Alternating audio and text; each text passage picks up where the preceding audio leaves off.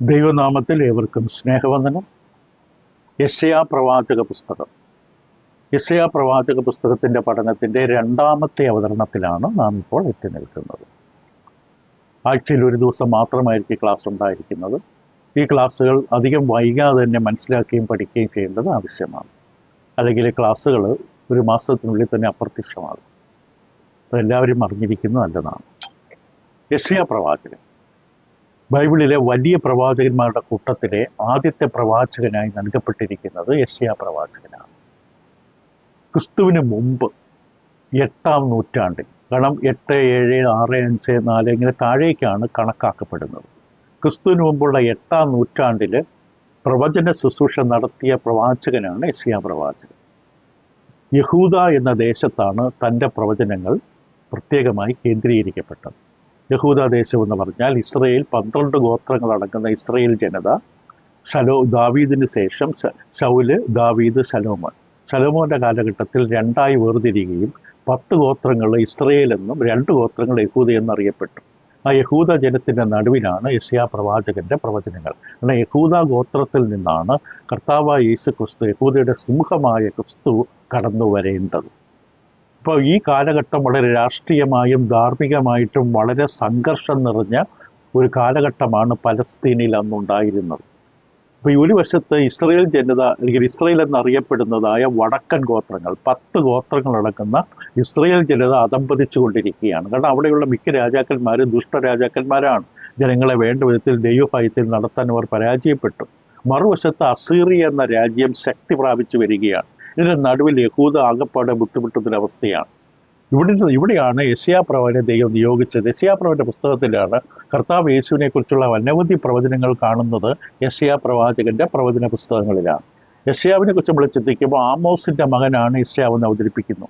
ബൈബിളിൽ 54 തവണ യെശയ്യാവിനെ കുറിച്ചുള്ള പരാമർശനം കാണാം. യെശയ്യാവ് ഒരു പ്രവാചികയാണ് വിവാഹം കഴിച്ചത്. 2 ആൺമക്കളുണ്ടായിരുന്നു. 7-ാം അധ്യായത്തിൻ്റെ 3-ാം വാക്യം യെശയ്യാ പുസ്തകം, 8-ാം അധ്യായത്തിൻ്റെ 3-ാം വാക്യം, ഈ 2 വാക്യങ്ങളിലും ആ 2 ആൺമക്കളുടെ പേരുകൾ നമുക്ക് കാണാം. കഴിഞ്ഞ ക്ലാസ്സിൽ നമ്മളത് പറഞ്ഞതാണ്. ഇപ്പോൾ യെശയ്യാ പ്രവാചകനെ പ്രവാചക ദൗത്യത്തിലേക്ക് വിളിച്ചതിനെ കുറിച്ച് നമുക്ക് കാണാൻ കഴിയുന്നത് 6-ാം അധ്യായത്തിലാണ്. 6-ാം അധ്യായത്തിന് ആദ്യത്തെ 8 വാക്യങ്ങൾ 739 BC-യിലാണ്, ഉസ്സയ്യാ രാജാവ് മരിച്ച ആണ്ടിലാണ് യെശയ്യാ പ്രവാചകനെ പ്രവാചക ദൗത്യത്തിലേക്ക് ദൈവം വിളിച്ചത്. അതിനെക്കുറിച്ച് 6-ാം അധ്യായം പഠിക്കുമ്പോൾ കൂടുതലായിട്ട് നമ്മൾ കാണുന്നതാണ്. പുതിയ നിയമത്തിൽ 22 തവണ യെശയ്യാവിൻ്റെ പേര് വെച്ച് യെശയ്യാവിൻ്റെ പുസ്തകത്തിലെ വാക്യങ്ങൾ ഉദ്ധരിച്ചിട്ടുണ്ട്. 2 തവണ പേരില്ലാതെ ഉദ്ധരിച്ചിട്ടുമുണ്ട്. യെശയ്യാവ് പ്രവചിക്കുന്ന കാലഘട്ടത്തിൽ 4 രാജാക്കന്മാരാണ് യഹൂദയിൽ ഉണ്ടായിരുന്നത്. 4 രാജാക്കന്മാരുടെ കാലഘട്ടത്തിലാണ് യെശയ്യാ പ്രവാചകന്റെ പ്രവാചക ശുശ്രൂഷ നടന്നത്. ഒന്നിനു പുറകെ ഒന്നായി 4 രാജാക്കന്മാർ, ഒരു അപ്പൻ്റെ മക്കളായിട്ടാണ് ഓരോരുത്തരെ അവതരിപ്പിക്കപ്പെട്ടിരിക്കുന്നത്. ഈ 4 രാജാക്കന്മാരിൽ നമ്മുടെ പരിമിതി നിമിത്തം 3 രാജാക്കന്മാരെ കുറിച്ച് നമുക്ക് ഇന്ന് പരിചയപ്പെടാം. ആ 4 രാജാക്കളുടെ പേരുകൾ എന്താണെന്ന് യെശയ്യാ പ്രവാചകന്റെ പുസ്തകത്തിൻ്റെ 1-ാം അധ്യായത്തിൽ തന്നെ ആ പേരുകൾ നമുക്ക് കാണാൻ സാധിക്കും. യെശയ്യാ പ്രവാചകന്റെ പുസ്തകം 1-ാം അധ്യായത്തിൻ്റെ 1-ാം വാക്യം നമ്മൾ വായിക്കുമ്പോൾ തന്നെ ആമോസിന്റെ മകനായ യെശയ്യാവ്, യഹൂദ രാജാക്കന്മാരായ ഉസ്സിയാവ്, യോഥാം, ആഹാസ്, യെഹിസ്കിയാവ് എന്നിവരുടെ കാലത്ത് യഹൂദയെയും യെരുശലേമിനെയും പറ്റി ദർശിച്ച ദർശനം എന്നാണ് 1-ാം വാക്യം ആരംഭിക്കുന്നത്. അപ്പം 4 രാജാക്കന്മാരാണ് യഹൂദ ദേശത്ത് ഭരിച്ചിരുന്നത്. ഈ 4 രാജാക്കന്മാരിൽ ആദ്യത്തെ രാജാവ് ഉസ്സിയ എന്ന് പറഞ്ഞാൽ അദ്ദേഹത്തിൻ്റെ മറ്റൊരു പേര് അസാറിയ എന്ന പേരും അദ്ദേഹത്തെക്കുറിച്ച് പറഞ്ഞിട്ടുണ്ട്. 2 രാജാക്കന്മാർ, 2 ദിനവൃത്താന്തം 26-3 ആ പേര് നമുക്ക് കാണാൻ സാധിക്കും. അസാറിയ എന്ന പേര് നമുക്കിവിടെ കാണാൻ സാധിക്കും. അദ്ദേഹം 16-ാമത്തെ വയസ്സിലാണ് താൻ ഭരണം ഏറ്റെടുത്തത്. 16-ാമത്തെ വയസ്സിൽ 52 വർഷം അദ്ദേഹം ഭരണം നടത്തി. രാജാക്കന്മാരുടെ പുസ്തകത്തിൽ, ദിനവൃത്താന്ത പുസ്തകത്തിലാണ് നമുക്ക് ഇതിൻ്റെ പശ്ചാത്തല വിവരങ്ങൾ നമുക്ക് നൽകുന്നത്. ഇപ്പോൾ 2 രാജാക്കന്മാരുടെ പുസ്തകം 15-ാം അധ്യായം അതിൻ്റെ 1-2 വാക്യങ്ങൾ വായിക്കുമ്പോൾ, ഇസ്രായേൽ രാജാവായ യെരോബിയാമിൻ്റെ 27-ാം ആണ്ടിൽ യഹൂദ രാജാവായ അമസ്യാവിൻ്റെ മകൻ അസര്യാവ് എന്ന് മറ്റൊരു പേരാണ് നമ്മൾ പറഞ്ഞു. അസര്യാവ് രാജാവായി. അവൻ വാഴ്ച തുടങ്ങിയപ്പോൾ അവന് 16 വയസ്സായിരുന്നു. അവൻ 52 സംവത്സരം യെരുശലേമിൽ വാണു. അപ്പോൾ 2 രാജാക്കന്മാർ 15-ാം അധ്യായത്തിൻ്റെ 1-2 വാക്യങ്ങളാണ് വായിച്ചത്. അവിടെ കൃത്യമായ വിവരം കൊടുത്തിരിക്കുന്നു. അവിടെ മനോഹരമായി ഇദ്ദേഹത്തെക്കുറിച്ച് നമ്മൾ മനസ്സിലാക്കേണ്ട ഒരു കാര്യം, അതിൻ്റെ 3-ാം വാക്യം, അവൻ തൻ്റെ അപ്പനായ അമസ്യാവ് ചെയ്തതുപോലെയൊക്കെയും യഹോവയ്ക്ക് പ്രസാദമുള്ളത് ചെയ്തു. നമ്മുടെ ജീവിതത്തിൽ നമ്മൾ എപ്പോഴും ശ്രദ്ധിക്കേണ്ട ഒരു പ്രയോഗമാണ്. മറ്റുള്ളവരുടെ കയ്യടിക്ക് വേണ്ടോ മറ്റുള്ളവരെ സന്തോഷിപ്പിക്കാനോ അവരുടെ പ്രസാദത്തിന് വേണ്ടിയോ അല്ല ഒരു ദൈവ പൈതൽ ജീവിക്കേണ്ടത്. യഹോവയ്ക്ക് പ്രസാദമായുള്ളത് ചെയ്തു. അത് 2 ദിനവൃത്താന്തത്തിൻ്റെ 26-ാം അധ്യായത്തിൻ്റെ 5-ാം വാക്യം വായിക്കുമ്പോഴും നമുക്ക് ആ പ്രസ്താവന കാണാൻ സാധിക്കും. 2 ദിനവൃത്താന്തം 26-ാം അധ്യായം 2 ദിനവൃത്താന്തം 26-ാം അധ്യായത്തിൻ്റെ 5-ാം വാക്യത്തിൽ കൊടുത്തിരിക്കുന്ന വേദഭാഗം ഇങ്ങനെയാണ്: ദൈവഭയത്തിൽ അവനെ ഉപദേശിച്ചു വന്ന സെഖറിയാവിൻ്റെ ആയുഷ്കാലത്ത് അവൻ ദൈവത്തെ അന്വേഷിച്ചു. അവൻ യഹോവയെ അന്വേഷിച്ച കാലത്തോളം ദൈവം അവന് അഭിവൃദ്ധി നൽകി. ഇതേ അവസ്ഥ തന്നെയാണ് ഈ ദിനവൃത്താന്ത പുസ്തകത്തിൽ എഴുതിയത്. അവനെ പഠിപ്പിച്ച അധ്യാപകർ, അവനെ പഠിപ്പിച്ച ആ പ്രത്യേക ഗുരുനാഥൻ ദൈവഭയത്തിൽ അവനെ വളർത്തി. അവൻ ദൈവത്തിൻ്റെ അനുഗ്രഹം പ്രാപിക്കുകയുണ്ടായി. പക്ഷെ പിന്നീട് എന്ത് സംഭവിച്ചു? പിന്നീട് പല വിജയങ്ങൾ, ചുറ്റുമുള്ള പല ശത്രുരാജ്യങ്ങളെ കീഴടക്കിയ വിജയങ്ങൾ അനുഭവിച്ചു കഴിഞ്ഞപ്പോൾ ഈ ഉസിയാവിൻ്റെ ഹൃദയം അഹങ്കരിക്കാൻ തുടങ്ങി. ഉസിയാവിൻ്റെ ഹൃദയം അഹങ്കരിച്ചതിൻ്റെ ഫലമേ അദ്ദേഹം തനിക്ക് ചെയ്യാൻ പാടില്ലാത്തൊരു കാര്യം ചെയ്തു. പുരോഹിതന്മാരുടെ മാത്രം അവകാശമായ സുഗന്ധധൂപം കത്തിക്കുന്ന അവസ്ഥയ്ക്ക് ദേവാലയത്തിലേക്ക് കയറിപ്പോയി. ദേവാലയത്തിലേക്ക് കയറി ചെന്നിട്ട് അവിടെ പുരോഹിതന്മാർ മാത്രം ചെയ്യേണ്ടതായ ശുശ്രൂഷ ഈ രാജാവ് ചെയ്യാൻ ഇടവന്നു. അതിൻ്റെ ഫലമായിട്ട് എന്ത് സംഭവിച്ചു? അവൻ കുഷ്ഠരോഗം പിടിച്ചു. 2 ദിനവൃത്താന്തം 26-ാം അധ്യായം അതിൻ്റെ 16 മുതൽ 21 വരെ വായിക്കുമ്പോൾ ആ സംഭവത്തെക്കുറിച്ച് പറഞ്ഞിരിക്കുകയാണ്. ദൈവം അനുവദിച്ചിട്ടില്ലാത്ത കാര്യം ചെയ്താൽ അതിൻ്റെ പ്രത്യാഘാതം നമുക്കുണ്ടാകും. ഇപ്പോൾ നമുക്ക് ഉടൻ ഉണ്ടാകുന്നില്ലെങ്കിൽ പിന്നീടാണെങ്കിൽ തീർച്ചയായിട്ടും ഉണ്ടാകും. ദൈവം നിയോഗിച്ചിരിക്കുന്ന കാര്യങ്ങൾ നിയോഗിച്ച വ്യക്തികൾ മാത്രമാണ് ചെയ്യേണ്ടത്. 2 ദിനവൃത്താന്തം 26-ാം അധ്യായം 2 ദിനവൃത്താന്തത്തിൻ്റെ 26-ാം അധ്യായത്തിൻ്റെ അതിൻ്റെ 16 മുതൽ 21 വരെയുള്ള വേദഭാഗത്തിന് വിവരം കൊടുത്തിരിക്കുന്നത് നമുക്ക് വായിച്ച് കേൾക്കാം. 2 ദിനവൃത്താന്തം 26-ാം അധ്യായത്തിൻ്റെ 16 മുതൽ. എന്നാൽ അവൻ ബലവാനായപ്പോൾ, പല രാജ്യങ്ങളെ കീഴടക്കി ജയിച്ചു കഴിഞ്ഞപ്പോൾ ഒരു ഹൃദയം അഹങ്കരിച്ചു.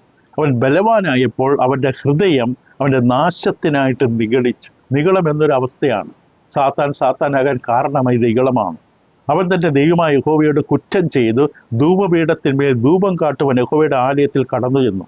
അസരിയ പുരോഹിതനും അവനോടുകൂടിയുള്ള ധൈര്യശാലികളായി യഹോവയുടെ 80 പുരോഹിതന്മാരും അവൻ്റെ പിന്നാലെ അകത്ത് എന്ന് ഉസിയ രാജാവിനെ തടുത്ത്. രാജാവാണെന്ന് അവർ നോക്കിയില്ല. ഒരു ദൈവഭയമുള്ള ഈ പുരോഹിതന്മാർ പറഞ്ഞു, ചെയ്യരുത്, ഇത് ചെയ്യാൻ പാടില്ല, നിനക്കുള്ളതല്ല, ഇത് തടുത്തു. അവനോട്, ഉസിയാവേ, യഹോവയ്ക്ക് ധൂപം കാട്ടുന്നത് നിനക്ക് വിഹിതമല്ല. ധൂപം കാട്ടുവാൻ വിശദീകരിക്കപ്പെട്ട അഹരോന്യരായ പുരോഹിതന്മാർക്കത്രേ. വിശുദ്ധ മന്ദിരത്തിൽ നിന്ന് പൊയ്ക്കൊള്ളുക, ലംഘനമാകും നീ ചെയ്തിരിക്കുന്നത്. അത് നിന്റെ ദൈവം യഹോവയുടെ മുമ്പാകെ നിനക്ക് മാനമായിരിക്കില്ലെന്ന് പറഞ്ഞു. ധൂപം കാട്ടുവാൻ കയ്യിൽ ധൂപകലശം പിടിച്ചിരിക്കെ ഉസിയാവ് കോപിച്ചു. പക്ഷെ അവൻ സമ്മതിച്ചില്ല. അവൻ പുരോഹിതന്മാരോട് കോപിച്ചുകൊണ്ടിരിക്കെ തന്നെ യഹോവയുടെ ആലയത്തിൻ്റെ ധൂപപീഠത്തിൻ്റെ അരികെ വെച്ച് പുരോഹിതന്മാർ കാണെ അവൻ്റെ നെറ്റിമേൽ കുഷ്ഠം പൊങ്ങി. മഹാപുരോഹിതനായ അസരിയാവും സകല പുരോഹിതന്മാരും അവനെ നോക്കി അവൻ്റെ നെറ്റിയിൽ കുഷ്ഠം പിടിച്ചിരിക്കുന്നത് കണ്ട് അവനെ ക്ഷണം അവിടെ നിന്ന് പുറത്താക്കി. യഹോവ തന്നെ ബാധിച്ചതുകൊണ്ട് അവൻ തന്നെയും പുറത്തു പോകുവാൻ ബന്ധപ്പെട്ടു. പിന്നെ ഉസിയ രാജാവ് ജീവപര്യന്തം കുഷ്ഠരോഗിയായിരുന്നു. അവൻ യഹോവയുടെ ആലയത്തിൽ നിന്ന് പൃഷ്ഠനായിരുന്നതിനാൽ ഒരു പ്രത്യേക ശാലയിൽ കുഷ്ഠരോഗിയായി താമസിച്ചു. അവൻ്റെ മകനായ യോഥാം രാജധാനിക്ക് മേൽവിചാരകനായി ദേശത്തിൽ ജനത്തിന് ന്യായപാലനം ചെയ്തു വന്നു. അപ്പം ജീവിതകാലം മുഴുവൻ കുഷ്ഠരോഗിയായി ജീവിതം അവസാനിക്കേണ്ട അവസ്ഥ വന്നു ഉസിയാവ്. അദ്ദേഹത്തിൻ്റെ മകൻ യോഥാം.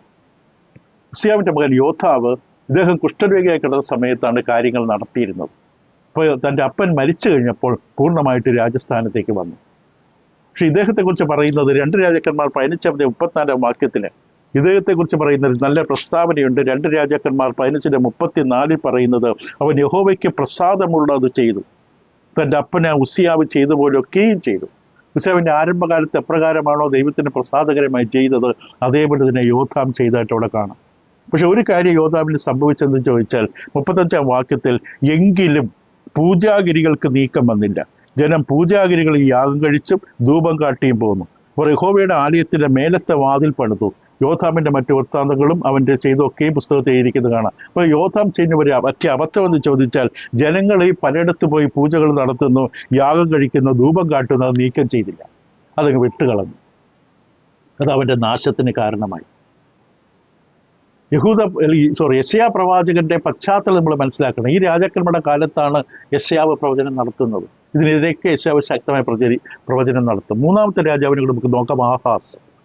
ആഹാസ് തൻ്റെ അപ്പൻ്റെ മരണശേഷം, യോഥാമിൻ്റെ മരണശേഷമാണ് ആഹാസ് രാജസ്ഥാനത്തേക്ക് വരുന്നത്. 2 രാജാക്കന്മാർ 16-2. ആഹാസ് വാഴ്ച തുടങ്ങിയപ്പോൾ അവന് 20 വയസ്സായിരുന്നു. അവൻ യെരുശലേമിൽ 16 സംവത്സരമാണ്. അപ്പോൾ അവിടെ വ്യക്തമായി പറയുന്നു, 16 സംവത്സരമാണ് യെരുശലേമിൽ ആഹാസ് വാഴുന്നത്.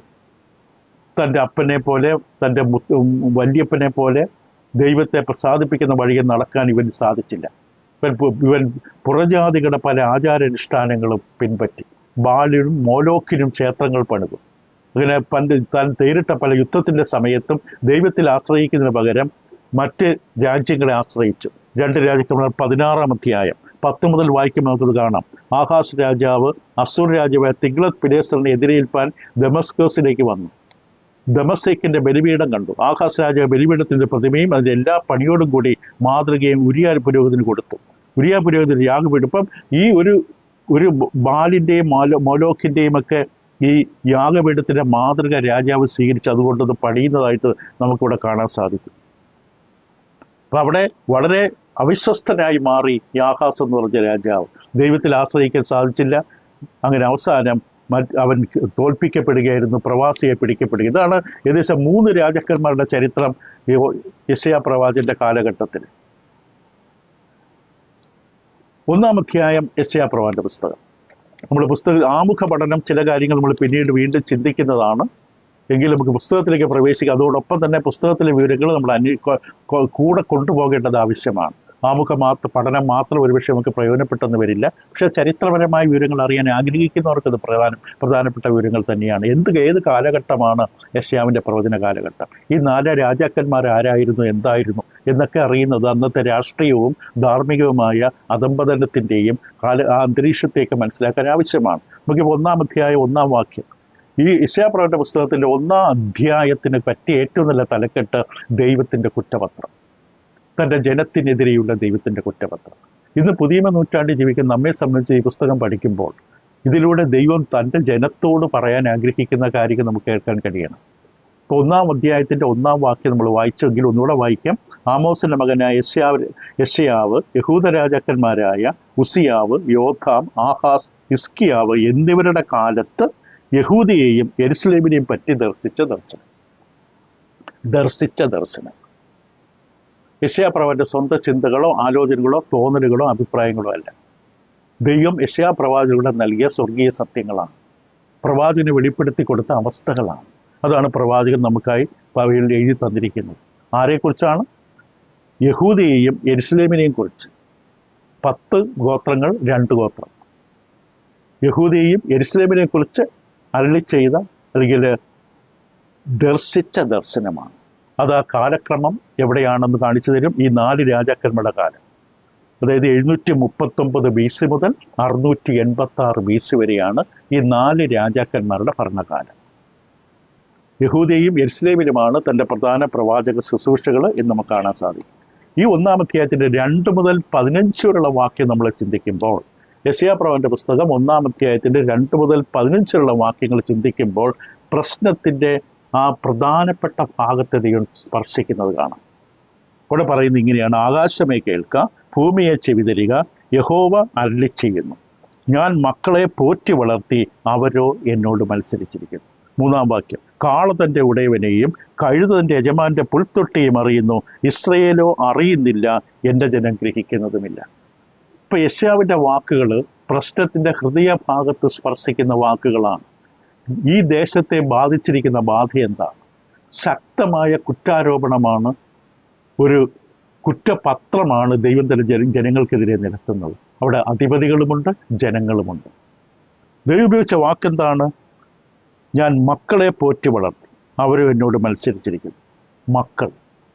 മക്കളെന്ന വാക്കിന് ഊന്നൽ കൊടുത്തിരിക്കുകയാണ്. ഇതിൻ്റെ മൂലഗ്രന്ഥത്തിൽ ആ വാക്കിന് വളരെ ഊന്നലുണ്ട്.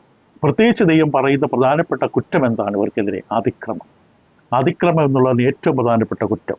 അത് 1-ാമത്തെ 28-ാം വാക്യം. മിക്ക പ്രവാചകന്മാർ ദൈവജനത്തെക്കുറിച്ച് പറയുമ്പോൾ, അവർക്കെതിരെയുള്ള കുറ്റപത്രം നിരത്തുമ്പോൾ പ്രത്യേകിച്ച് പറയുന്ന വാക്കാണിത്. മത്സരമെന്നും എതിർപ്പെന്നും പറയും. പക്ഷേ ഏറ്റവും വ്യക്തമായ വാക്ക് അതിക്രമം എന്ന വാക്കാണ്. ഈ വാക്കിൻ്റെ ഉപയോഗം മനസ്സിലാക്കാനായിട്ട് പ്രവാചക ശുശ്രൂഷകൾ ഈ വാക്കിൻ്റെ ഉപയോഗം മനസ്സിലാക്കാനായിട്ട് ഏറ്റവും നല്ല പുസ്തകം ആമോസിൻ്റെ പുസ്തകമാണ്. ആമോസിൻ്റെ പുസ്തകത്തിൻ്റെ 1-ാം അധ്യായത്തിൻ്റെ 3-ാം വാക്യം വായിച്ചാൽ, യഹോവ ഇപ്രകാരം അരുളിച്ചെയ്തു, ദമസ്കേക്കിൻ്റെ 3-4 അതിക്രമങ്ങൾ നിമിത്തം. അതിൻ്റെ 6-ാമത്തെ വാക്യം അതേ അധ്യായം. യഹോവ ഇപ്രകാരം അരുളിച്ചെയ്യുന്നു, ഗസ്സയുടെ 3-4 അതിക്രമം നിമിത്തം.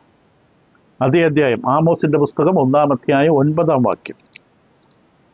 യഹോവ ഇവിടെ എല്ലാം തുടങ്ങുന്നത് ഇങ്ങനെയാണ്. യഹോവ ഇപ്രകാരം അരുളി ചെയ്യുന്നു, സോറിന്റെ 3-4 അതിക്രമം നിമിത്തം. അതിന്റെ 11-ാം വാക്യം. യഹോവ ഇപ്രകാരം അരുളി ചെയ്യുന്നു, ഏദോമിന്റെ 3-4 അതിക്രമം നിമിത്തം. അതിന്റെ 13-ാം വാക്യം. യഹോവ ഇപ്രകാരം അരുളി ചെയ്യുന്നു, അമ്മോന്യരുടെ 3-4 അതിക്രമം നിമിത്തം. 1-ാം വാക്യം. യഹോവ ഇപ്രകാരം അരുളി ചെയ്യുന്നു, മോവാബിന്റെ 3-4 അതിക്രമം നിമിത്തം. അതിന്റെ 4-ാം വാക്യം. യഹോവ ഇപ്രകാരം അരുളി ചെയ്യുന്ന യഹൂദയുടെ 3-4 അതിക്രമങ്ങൾ നിമിത്തം. അതിന്റെ 6-ാം വാക്യം. യഹോവ ഇപ്രകാരം അരുളി ചെയ്യുന്ന ഇസ്രായേലിന്റെ 3-4 അതിക്രമങ്ങൾ നിമിത്തം. അപ്പോൾ ഇത് വ്യക്തമാണ്. ജനത്തിന്റെ അതിക്രമം, അതിരുവിട്ട ജീവിതം, വഴിവിട്ട ജീവിതം. അത് യിരെമ്യാ 2:8 കാണാം, എസ്കേൽ 18:31 കാണാം, ഹോസിയ 8:1 കാണാം, സെഫന്യാ 3:11 കാണാം. അപ്പൊ പ്രവാചകന്മാർ വ്യക്തമായി ചൂണ്ടിക്കാട്ടുന്ന ദൈവമക്കളുടെ ഒരു പാപം എന്ന് പറയുന്നത് അതിക്രമം. ഇംഗ്ലീഷിൽ റിബല്യൻ എന്ന് വിളിക്കാം, റിവോൾട്ട്, ട്രാൻസ്ഗ്രഷൻ എന്ന വാക്കുകൾ ഉപയോഗിച്ചിരിക്കുന്നു. അതായത് സത്യദൈവത്തെ തള്ളിക്കളഞ്ഞിട്ട് മറ്റ് ദൈവങ്ങളെയും വിശ്വാസങ്ങളെയും പിൻപറ്റുന്ന അവസ്ഥ. അതാണ് ഈ അതിക്രമത വാക്കിൽ അടക്കുന്ന വിഷയം. ആമോസിന്റെ പുസ്തകത്തിന്റെ 2-ാം അധ്യായം 4-ാം വാക്യത്തിൽ ഇവിടെ പറയുന്ന ഇപ്രകാരമാണ്. ആമോസ് 2:4. ഈ മറ്റ് പ്രവാചകന്മാരുടെ ശുശ്രൂഷ വളരെ വ്യക്തമായിട്ട് നമുക്ക് ശ്രദ്ധിക്കുമ്പോൾ, പഠിക്കുമ്പോൾ ഈ വിഷയം വളരെ വ്യക്തമായിട്ട് കാണാം. ആമോസിന്റെ 4 പറയുന്നത്, യഹോവ ഇപ്രകാരം അരുളി ചെയ്യുന്ന യഹൂദയുടെ 3-4 അതിക്രമ നിമിത്തം അവർ യഹോവയുടെ ന്യായപ്രമാണത്തെ നിരസിക്കുകയും അവരുടെ ചട്ടങ്ങളെ പ്രമാണിക്കാതിരിക്കുകയും അവരുടെ പിതാക്കന്മാർ പിന്തുടർന്നു പോന്ന അവരുടെ വ്യാജമൂർത്തികൾ അവരെ തെറ്റി നടക്കുമാറാക്കുകയും ചെയ്തിരിക്കാൻ തന്നെ ഞാൻ ശിക്ഷ മടക്കിക്കളയുകയില്ല. ഇതിനെയാണ് അതിക്രമം എന്ന് വിളിക്കുന്നത്. സത്യദൈവത്തെ തള്ളിക്കളയുക. അത് യെശയ്യാവിന്റെ പുസ്തകത്തിന്റെ 46-ാം അധ്യായത്തിൽ നമുക്കത് കാണാം. യെശയ്യാവ് 46-ാം അധ്യായത്തിന്റെ 7-8 വാക്യങ്ങൾ വായിക്കുമ്പോൾ അവിടെയും നമുക്ക് ഈ വിഷയം തന്നെ യെശയ്യാ പ്രവാചകൻ കൈകാര്യം ചെയ്ത് ഇങ്ങനെയാണ്. യെശയ്യാവ് 46-ാം അധ്യായത്തിന്റെ 7-8 വാക്യങ്ങൾ ഇങ്ങനെ എഴുതിയിരിക്കുന്നു. അവർ അതിനെ തോളിലെടുത്തുകൊണ്ട് പോയി അതിന്റെ സ്ഥലത്ത് നിർത്തുന്നു, അത് തന്റെ സ്ഥലത്ത് നിന്ന് മാറാതെ നിൽക്കുന്നു, അതിനോട് നിലവിളിച്ച് അതിന് ഉത്തരം പറയുന്നില്ല, കഷ്ടത്തെ രക്ഷിക്കുന്നതുമില്ല. ഇതോർത്ത് സ്ഥിരത കാണിപ്പീൻ, ദ്രോഹികളെ ഇത് മനസ്സിലാക്കുവീൻ. ഇപ്പൊ ഇവിടെ വിഗ്രഹാരാധനയെക്കുറിച്ച് ശക്തമായിട്ടാണ് യെശയ്യാ പറയുന്നത്. ഇപ്പൊ വാസ്തവ ഇതൊരു മത്സരമാണ്, ദൈവത്തിന്റെ അതിരുകൾ ലംഘിക്കുന്ന അതിക്രമമാണ്. മനഃപൂർവ്വമായിട്ട് ദൈവകൽപ്പന തള്ളിക്കളയുകയാണ്. ദൈവത്തിന്റെ സ്നേഹവും ദയയും കരുതലും രക്ഷയുമെല്ലാം പഴയ പശ്ചാത്തലത്തിൽ നിഷേധിക്കുന്ന അവസ്ഥയാണ് വിഗ്രഹങ്ങളുടെ പിന്നാലെ പോകുമ്പോൾ. ഇവിടെ യെശയ്യാ പ്രവാചകന്റെ പുസ്തകത്തിന്റെ 1-ാം അധ്യായ വാക്യത്തിലും 3-ാം വാക്യത്തിലും നമ്മൾ 1-ാം അധ്യായത്തിൽ കാണാം, ഇസ്രായേൽ എന്നും യെരുശലേം എന്ന 2 വാക്കുകളോട് ഉപയോഗിച്ചു ഊന്നൽ കൊടുക്കുകയാണ്.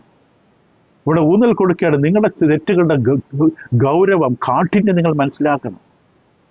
അപ്പൊ ആരംഭത്തിൽ തന്നെ അവരെ വിളിച്ച് മുന്നിൽ നിർത്തുകയാണ്. 2 കൂട്ടരെ വിളിച്ച് മുന്നിൽ നിർത്തുന്ന പോലെ നിങ്ങളുടെ തെറ്റിതാണ്. ഇസ്രായേലിനോടും യഹൂദിയോടും നീ വ്യക്തമായി പറയുന്നു, നിങ്ങൾ കേൾക്കണം, നിങ്ങൾക്കെതിരെയുള്ള തെറ്റിതാണ്. ആ കുറ്റാരോപണത്തിന്റെ പ്രാധാന്യമേറിയ ഭാഗം അതാണ്. എന്താണ് പ്രധാനപ്പെട്ട ഭാഗം? അവർക്കെതിരെ പറയുന്ന പ്രധാനപ്പെട്ട തെറ്റെന്താണ്? നിങ്ങൾക്കൊന്നും അറിയാൻ കഴിയുന്നില്ല, നിങ്ങൾ അറിയുന്നില്ല, ഗ്രഹിക്കുന്നു. 2 വാക്കുകൾ 3-ാം വാക്യത്തിൽ കാണാം. കാള തന്റെ ഉടയവനെയും കഴുതന്റെ യജമാന്റെ പുൽത്തൊട്ടിയും അറിയുന്നു, ഇസ്രായേലോ അറിയുന്നില്ല, എൻ്റെ ജനം ഗ്രഹിക്കുന്നതുമില്ല. വളരെയധികം പ്രധാനപ്പെട്ട ഒരു വാക്കാണ് അറിയുക എന്നുള്ളത്, അല്ലെങ്കിൽ ഗ്രഹിക്കുക എന്നുള്ള വാക്ക്.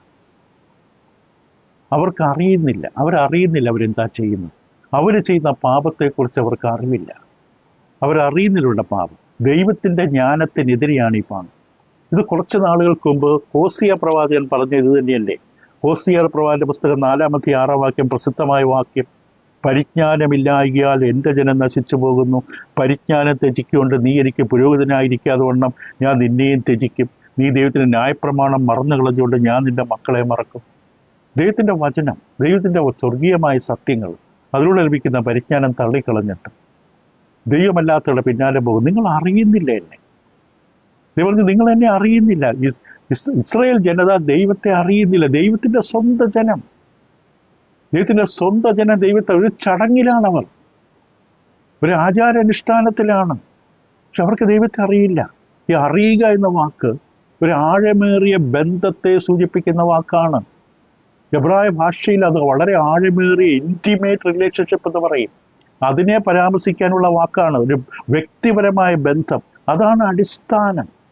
ഇപ്പോൾ വളരെ ആഴമേറിയ ഗാഠമായിട്ടുള്ള ഒരു ആശയവിനിമയം, ഒരു ബന്ധം നടക്കണമെങ്കിൽ ഇതിനൊരു അടിസ്ഥാനം വേണം. എന്തടിസ്ഥാനത്തിലാണ് ആ വ്യക്തി അപ്പ എന്ന് വിളിക്കുന്നത്? എന്തടിസ്ഥാനത്തിൽ ദൈവത്തെ ദൈവമേ എന്ന് വിളിക്കുന്നത്? എന്തടിസ്ഥാനത്തിലല്ല നമ്മുടെ രക്ഷക എന്ന് വിളിക്കുന്നത്? ഒരു വളരെ ആഴമേറിയ അടിസ്ഥാനം വേണം ആ ബന്ധത്തിന്. അത് വെറും കുറച്ച് അറിവുകൾ, കുറെ പഠനങ്ങളല്ല. നമ്മൾ ബിലോങ്ങിങ് എന്ന് പറയുന്നതിന് സ്വന്തമാകുക. ഇത് തന്നെയാണ് കർത്താവ് യേശു സ്നാനത്തെക്കുറിച്ച് പറഞ്ഞ കൽപ്പനയിലും പറഞ്ഞത്. പിതാവിൻ്റെയും പുത്രൻ്റെയും പരിശുദ്ധാത്മാവിൻ്റെ നാമത്തിൽ നിങ്ങൾ ദൈവത്തിൻ്റെ, പിതാവിൻ്റെയും പുത്രൻ്റെയും പരിശുദ്ധാത്മാവിൻ്റെയും നാമത്തിൽ നിന്നാൽ നിങ്ങൾ ത്രിയേക ദൈവത്തിൻ്റെ സ്വന്തമാകണം. സ്വന്തമായിട്ട് ദൈവത്തെ പ്രാർത്ഥിക്കണം, വിളിക്കണം, ആരാധിക്കണം, ബഹുമാനിക്കണം. A sense of belonging. അതാണ് ഈ വാക്കിൻ്റെ അർത്ഥം. അതൊരു ആശ്രയമാണ്. അതിൽ ബഹുമാനമുണ്ട്, സ്നേഹമുണ്ട്, നമ്മുടെ അന്വേഷണമുണ്ട്, എല്ലാം ആ ദൈവത്തെ അന്വേഷിക്കുമ്പോൾ ഈ ഒരു ബന്ധത്തിൽ നിന്നാണ്. നിങ്ങൾക്ക് അറിയില്ല എന്നെ, നിങ്ങൾ എന്നെ ഗ്രഹിക്കുന്നില്ല. അപ്പോൾ പാപമാണ് ദൈവത്തിൻ്റെ അറിവ് തള്ളിക്കളയുന്നത്. റോമലേഖനം 1 കൃത്യമായി പറയും. റോമലേഖനം 1-ാം അധ്യായത്തിന് 18-32 വരെ. ദൈവത്തെ പരിജ്ഞാനത്തെ ധരിപ്പാൻ ഇഷ്ടമില്ല, ദൈവത്തെ അറിയുന്നില്ല. പക്ഷെ അറിയാത്തതിൻ്റെ അനുഭവം എന്താണ്? ഒരു ഹൃദയത്തിരുണ്ടുപോയി, ബുദ്ധി പോയി, നഷ്ടപ്പെട്ടു. ജ്ഞാനികളെന്ന് പറഞ്ഞ് മൂഢരായിപ്പോയി.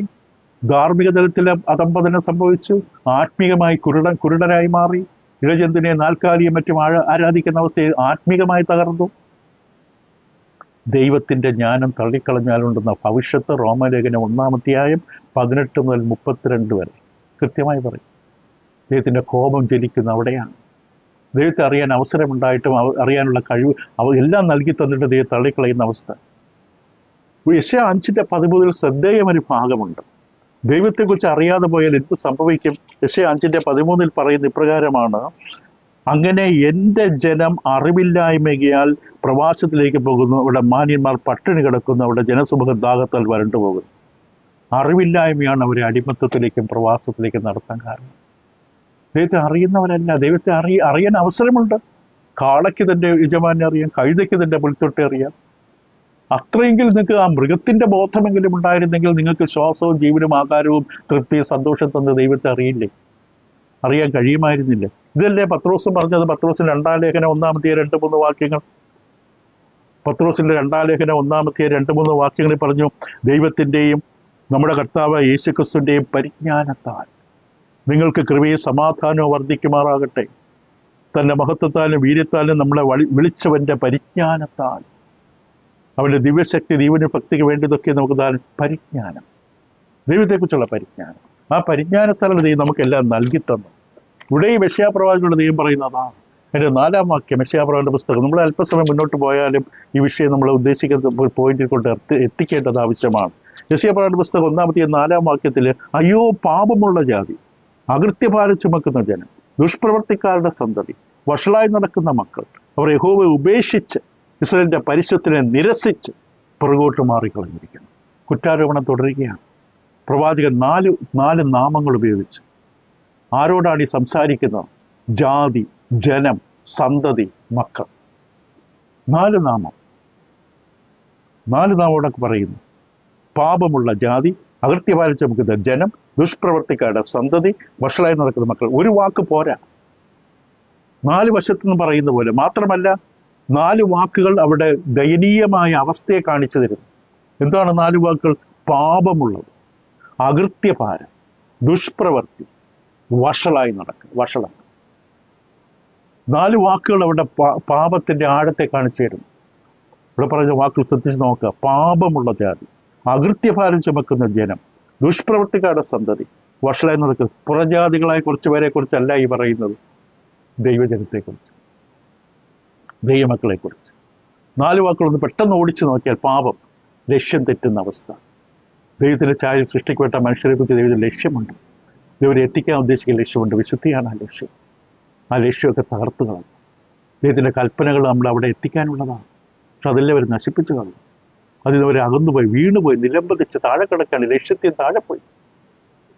അവിടേക്ക് എത്താൻ പറ്റില്ലേ? 2-ാമത്തെ വാക്ക് അകൃത്യം. അകൃത്യം, വളഞ്ഞത്, വക്രതയുള്ളത് എന്ന വാക്ക് അർത്ഥമാണ് അതിനുള്ളത്. 25 തവണ യെശയ്യാവിന്റെ പുസ്തകത്തിലുണ്ട് ഈ വാക്ക്. അതിക്രമം. 3-ാമത്തെ വാക്ക് ദുഷ്പ്രവർത്തി. ദുഷ്പ്രവർത്തി, അതായത് തിന്മയുടെ ദുഷ്ടതയും പ്രവർത്തികളും അതിൻ്റെ ഭവിഷ്യത്തും അനുഭവിക്കുന്ന അവസ്ഥ. 4-ാമത്തെ വാക്ക് വഷളത്വം, അതായത് ബോധമില്ലായ്മ. എന്നിട്ട് ആ 4-ാം വാക്ക് നമ്മൾ വളരെ വേഗത്തിൽ പുസ്തകത്തിലൂടെ പോവുകയുള്ളൂ. വളരെ ആഴമായിട്ട് നമ്മൾ ചിന്തിക്കാൻ നമുക്ക് പറ്റില്ല. 66 അധ്യായങ്ങളാണ്. 4-ാം വാക്യം, അയ്യോ പാപമുള്ള ജാതി, അകൃത്യഭാരം ചുമക്കുന്ന ജനം, ദുഷ്പ്രവൃത്തികളുടെ സന്തതി, വഷളായി നടക്കുന്ന മക്കൾ, അവർ യഹോവയെ ഉപേക്ഷിച്ച് ഇസ്രായേലിന്റെ പരിശുദ്ധനെ നിന്ദിച്ചു. വാക്ക് ശ്രദ്ധിക്കുക, ഇസ്രായേലിന്റെ പരിശുദ്ധൻ. യെശയ്യാവ് വ്യക്തമായിട്ട് ദൈവത്തിന്റെ സ്വഭാവ സവിശേഷത എടുത്താണ്. ഇസ്രായേലിന്റെ പരിശുദ്ധനാണ്. 25 തവണ ഈ പ്രയോഗം പുസ്തകത്തിലുണ്ട്.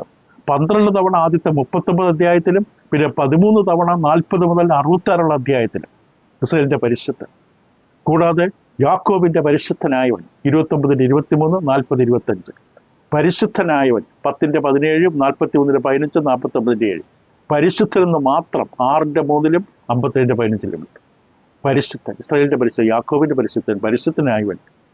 അപ്പം ലേവ്യ പുസ്തകം ഇതിന് വളരെ സഹായകരമാണ്. ഇതിന്റെ പരിശുദ്ധിയെക്കുറിച്ച് പഠിക്കാൻ, ആ യാഗങ്ങളെക്കുറിച്ച് പഠിപ്പിക്കുന്ന പുസ്തകം. ഇതിന്റെ പരിശുദ്ധി എത്ര ഉന്നതമാണ്. അതിലൊരു വാക്യം മാത്രം ഒന്ന് വായിക്കുക. ലേവ്യ പുസ്തകം 19-ാം അധ്യായം. ലേവ്യ പുസ്തകം 19-ാം അധ്യായത്തിന്റെ 2-ാം വാക്യത്തിൽ ഇപ്രകാരമാണ് ദൈവം ആവശ്യപ്പെടുന്ന കൽപ്പന. ഇത് വളരെ പ്രധാനപ്പെട്ട ഒരു കൽപ്പനയാണ്. യഹോവ അരുളി ചെയ്യുന്നു പറയുമ്പോഴൊക്കെ കേൾക്കേണ്ടത് ആ വലിയ കൽപ്പനയുടെ ഉള്ളിലുള്ള ആശയമാണ്. എന്താണ് ദൈവം പറയുന്നത്? ലേവ്യ 19:2, നീ ഇസ്രായേൽ മക്കളുടെ സർവ്വസഭയോടും പറയേണ്ടത് എന്തെന്നാൽ, ദൈവം മോശയോട് പറയുകയാണ്, നിങ്ങളുടെ ദൈവമായ യഹോവ എന്ന ഞാൻ വിശുദ്ധനാകിയാൽ നിങ്ങളും വിശുദ്ധരായിരിക്കും. ഇതാണ് പ്രിയാമ്പിൾ, അടിസ്ഥാനം. ദൈവമക്കൾ അറിഞ്ഞിരിക്കേണ്ട, പണിയേണ്ട അടിസ്ഥാന ജീവിതം ഇതാണ്. ഇതാണ് നമ്മൾ നിൽക്കുന്ന നില, ഗ്രൗണ്ട്. മോശയുടെ ദൈവം പറഞ്ഞു, നീ നിൽക്കുന്ന സ്ഥലം വിശുദ്ധ ഭൂമിയാണ്, മണ്ണിനെ കുറിച്ചല്ല. നീ നിൽക്കുന്ന ദൈവത്തിന്റെ സന്നിധിയിലാണ്. ഇവിടെയാണ് എല്ലാ ബന്ധങ്ങളും പണിയേണ്ടത്. ദൈവമായുള്ള ബന്ധത്തിന്റെ അടിസ്ഥാന സ്ഥലം ഇതാണ്, വിശുദ്ധി. ഇത് തിരിച്ചറിയുമ്പോഴാണ് ദൈവം ആരാണ്, ദൈവം വിശുദ്ധനാണെന്ന തിരിച്ചറിവാണ് നമ്മൾ ആരെന്ന് തിരിച്ചറിയുന്നത്. പത്രോസ് പറഞ്ഞല്ലേ, കർത്താവേ ഞാൻ പാപിയാണ്, കർത്താവിന്റെ സന്നിധിയിലാണ് പറഞ്ഞത്. യെശയ്യാവും പറയും, യോഹന്നാൻ പറയും വെളിപാട് പുസ്തകത്തിൽ. ദൈവത്തെ കണ്ടവരെല്ലാം പറയും, അവരെ കാണും, ഞാൻ പാപിയാണ്. ദൈവത്തിന്റെ വിശുദ്ധി കാണുമ്പോഴാണ് നമുക്ക് നമ്മെ കാണാൻ കഴിയുന്നത്, നമ്മൾ എന്തായി തീരണമെന്ന് അറിയാൻ കഴിയും, നമ്മളെ ലക്ഷ്യം അറിയാൻ കഴിയുന്നു. ഇത് മനോഹരമായി അവതരിപ്പിക്കുന്ന അധ്യായമാണ് 6-ാം അധ്യായം, യെശയ്യാപ്രവചന പുസ്തകം. അവിടെ വ്യക്തമായി യെശയ്യാവ് ദൈവത്തിന്റെ വിശുദ്ധി കണ്ടു. ആ ബോധം തനിക്കുണ്ടായി. അത് തൻ്റെ അറിവില്ലായ്മ, കഴിവില്ലായ്മ, അയോഗ്യത താൻ കാണിച്ചു തന്നു. യെശയ്യാവിൻ്റെ പുസ്തകം 6-ാം അധ്യായത്തിൽ 5-ാം വാക്യം മാത്രം നമ്മൾ നോക്കിയാൽ അത് യെശയ്യാവ് യഹോവയുടെ സന്നിധിയിൽ നിൽക്കുമ്പോൾ, യഹോവയുടെ വിശുദ്ധിയെ കാണുമ്പോൾ തനിക്കുണ്ടായ ആ ബോധത്തിൽ നിന്നുകൊണ്ട് താൻ പറഞ്ഞത് ഇപ്രകാരമാണ്. യെശയ്യാവ് 6:5, അയ്യോ എനിക്കയ്യോ കഷ്ടം, ഞാൻ നശിച്ചു, ഞാൻ ശുദ്ധിയില്ലാത്ത അതിരങ്ങളുള്ളൊരു മനുഷ്യൻ, ശുദ്ധിയില്ലാത്ത അതിരങ്ങളുള്ള ജനത്തിന് നടുവിൽ വസിക്കുന്നു. എൻ്റെ കണ്ണ് സൈന്യങ്ങളുടെ യഹോവ രാജാവിനെ കണ്ടുവല്ലോ എന്ന് പറഞ്ഞു. തന്നെ കണ്ടത് അവിടെ വെച്ചാണ് ശരിക്കും.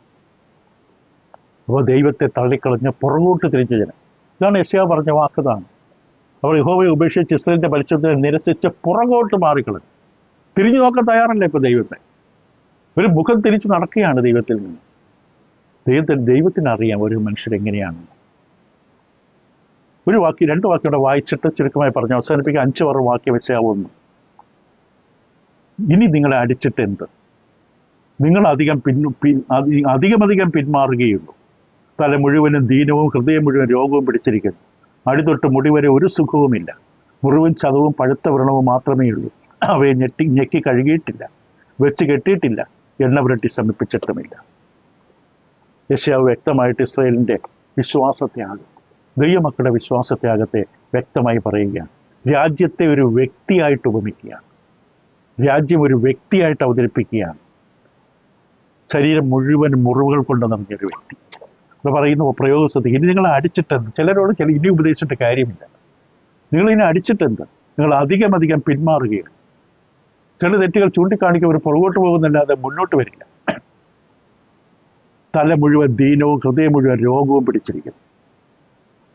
ഒരു വ്യക്തിയായിട്ടാണ് ദൈവത്തിന്റെ ജനത്തെ അവതരിപ്പിച്ചത്. തല മുഴുവൻ ദീനവും, ഹൃദയം എന്ന് പറയുമ്പോൾ ഒരു തൻ്റെ അവരുടെ മനസ്സിനുൾപ്പെടെയാണ്. വികാരങ്ങളുടെ ഇരിപ്പിടമായ ഹൃദയം. അപ്പം അവർ ദൈവത്തിനെതിരെ മത്സരിക്കുകയാണ്. തെറ്റ് ചിന്തിച്ചുകൊണ്ട് ഒരിക്കലും ശരിയായി ജീവിക്കാൻ പറ്റില്ല. അത് വലിയ സത്യമാണ്. അപ്പം ഇവിടെ നമ്മൾ 6-ാമത്തെ വാക്യോടെ വായിച്ച് അവസാനിപ്പിക്കട്ടെ. അടി തൊട്ട് മുടി വരെ ഒരു സുഖവുമില്ല. രോഗബാധിതമായിട്ടുള്ള ഉള്ളവർക്കറിയാം, സുഖം കിട്ടില്ല. അവിടെ മുറിവുകളെ കാണിച്ചിരിക്കുകയാണ്. ചമ്മട്ടി പ്രഹരത്തിൻ്റെ മുറിവുകളാകാം, കടിച്ചു കയറിയതിൻ്റെ മുറിവുകളാകാം, രക്തമൊഴുകുന്ന വ്രണങ്ങളാണ്. ഇസ്രായേൽ ജനം അനുഭവിക്കാൻ പോകുന്നതും അനുഭവിച്ചു കൊണ്ടിരിക്കുന്നതുമായ ദുരവസ്ഥയുടെ ചിത്രമാണ്. കാരണം ദൈവത്തെ ശരിക്കും അറിയുന്നില്ല. ദൈവത്തെ തള്ളിക്കളഞ്ഞ് പുറകോട്ട് തിരിഞ്ഞതാണ്. യഹോവയെ ഉപേക്ഷിച്ച് ഇസ്രായേലിൻ്റെ പരിശുദ്ധനെ നിരസിച്ച് പുറകോട്ട് മാറിക്കണം. അവിടെ 3 പ്രയോഗങ്ങളുണ്ട്. യഹോവയെ ഉപേക്ഷിച്ച്, പരിശുദ്ധനെ നിരസിച്ച്, പുറകോട്ട് മാറിക്കണം. അനേക മനുഷ്യരുടെ ജീവിതം കയ്യിൽ ബൈബിളുണ്ട്, പക്ഷെ ദൈവമില്ല ജീവിതത്തിൽ. ഇനി 7 മുതൽ 9 വാക്യങ്ങൾ രോഗം ബാധിച്ച ദേശം എന്നുള്ളതാണ്. അത് നമുക്ക് അടുത്ത തവണ ചിന്തിക്കാം. യെശയ്യാ പുസ്തകം വളരെ ശക്തമാണ്. ഇന്നത്തെ പശ്ചാത്തലത്തിൽ നമ്മളത് ഉൾക്കൊള്ളണം. പുതിയ പശ്ചാത്തലത്തിൽ ദൈവമക്കളോട് ഇതിന് ഇതേ ആരോപണമുണ്ട്, കുറ്റാരോപണമുണ്ട്, ഇൻഡിക്മെൻ്റ് ഉണ്ട്, അക്യൂസേഷൻ ഉണ്ട്. ആ ദൈവം നമ്മൾ പറയുന്നത് കേൾക്കണം. ദൈവത്തെ അറിയണം. ദൈവത്തിൻ്റെ വിശുദ്ധിയാണ് അടിസ്ഥാനം. ആ വിശുദ്ധിയിൽ നിന്നാലേ ദൈവത്തോടുള്ള ബന്ധമാണ്. വിശുദ്ധി കൊണ്ട് കൂടാതെ കർത്താവിനെ കാണാൻ പറ്റില്ല.